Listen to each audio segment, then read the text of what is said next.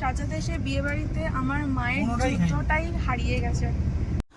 আজ তোমাদের এই ব্রাইডের গল্পটাই তোমাদের শেয়ার করব। তো হ্যালো এভরিওয়ান, কেমন আছো তোমরা সবাই? এটা ছিল আমার 22 তারিখের ব্রাইড, 22শে এপ্রিল। আমার জীবনে প্রথম ব্রাইড। এক্সাইটমেন্ট, টেনশন সব কিছুর সাথে করে নিয়ে একদম ভোর ভোর বেরিয়ে পড়েছিলাম 4:30 পৌনে 5টা নাগাদ। ভোরের আলোটাও দেখো তখনও ফোটেনি। যেহেতু আমার বাড়ি থেকে ব্রাইডের ডিস্টেন্স ছিল প্রায় 2 থেকে আড়াই ঘন্টার ভেতরে, সেই কারণে আমাদের অনেকটা সকাল সকাল বেরোতে হয়েছিল। তো রাস্তায় যেতে যেতে অনেক প্রবলেম ফেস করেছি, ব্রাইডের বাড়িতে গিয়ে অনেক প্রবলেম ফেস করেছি। তো সবটা তোমাদের সাথে শেয়ার করব এই ভিডিওতে। তো অবশ্যই ভিডিওটা শেষ পর্যন্ত দেখো, আশা করি তোমাদের রাস্তায় যেতে যেতে হঠাৎ করে একটা প্রবলেম আসে, যেখানে বাবা আমাকে একটা অটো ঠিক করে দেয়। বাট একটা জিনিস, ওই রাস্তায় ভোরের বেলা পৌনে 5টার সময় অটো পাওয়া মানে সত্যি ভাগ্যের ব্যাপার। যাই হোক, আমি শেষ পর্যন্ত ব্রাইডের বাড়িতে এসে পৌঁছাই 10 মিনিট লেটে। এই যে আমার ব্রাইড একদম বসে গেছে, শাড়ি টাড়ি ব্লাউজ সব কিছু পরিয়ে নিয়েছি। তো চলো শুনে নিই ব্রাইডের কেমন লাগলো। পছন্দ তো? দারুণ দারুণ, ছোট্ট বুনু একটা খুব সুন্দর সাজিয়েছে, আর তো দারুণ পছন্দ হয়েছে। Thank you so much. ঠিক আছে চলো। তো তোমরা তো শুনে নিলে যে হ্যাঁ আমার ব্রাইডের লুকটা পছন্দ হয়েছে। তো ব্রাইডের বৃদ্ধি লুকটা কমপ্লিট করার পর আমরা এখানে নিচে চলে আসি গায়ে হলুদের সময়। আর এখানে এটা হচ্ছে আমার বান্ধবী, এই সেই বান্ধবী যারই হচ্ছে মাসি আমার ব্রাইড। তো ও হচ্ছে ক্যামেরাতে আসতে চাইছিল না, কারণ ও খুব একটা বেশি সাজেনি আর ওর শরীরটা ভালো না, সেই জন্যই ও ক্যামেরাতে আসতে চাইছিল না। তো যাই হোক, দেন এখানে আমরা বসে আরেকটা কথা তোমাদের তো না বললেই নয়, এই ব্রাইড আমাকে 4 মাস আগে বুক করেছিল, সেই জানুয়ারির একদম 1 তারিখে।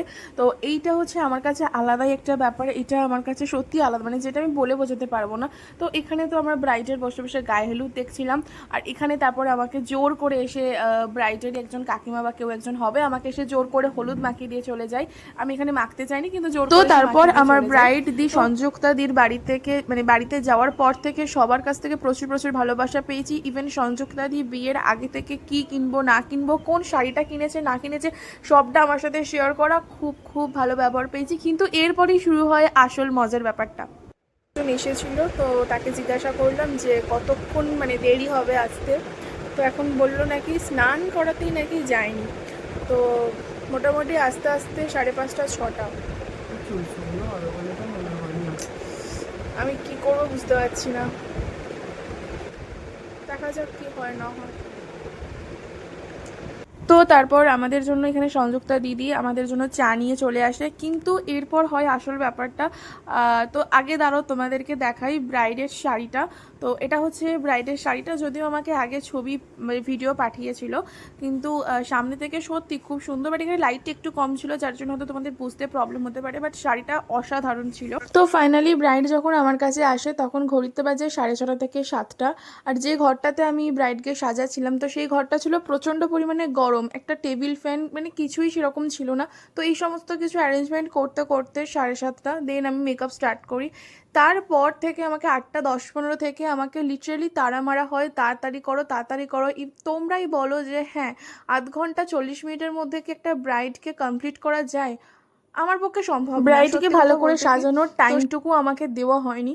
তো যাই হোক, এইসব কথা বলতে থাকলে অনেক কিছু বলা হয়ে যাবে। তোমরা হয়তো অনেকেই জানো যে হ্যাঁ 22 এপ্রিল দিনটা এত পরিমাণ গরম ছিল। আর তারপর আমার ব্রাইডের মানে প্রচণ্ড পরিমাণ আমার ব্রাইড ঘামে, অতিরিক্ত যেটা বলে সেই অতিরিক্ত। যাই হোক, তোমরা দূর থেকে দেখেই জানিও যে হ্যাঁ আমার ব্রাইডের লুকটা কেমন হয়েছে। কত ভিডিও নিয়ে রেখেছিলাম ট্রানজাকশন বানাবো বলে, বাট কিছুই আমি করতে পারিনি। ইভেন সামনে থেকে একটা ছবি পর্যন্ত আমি নিতে পারিনি।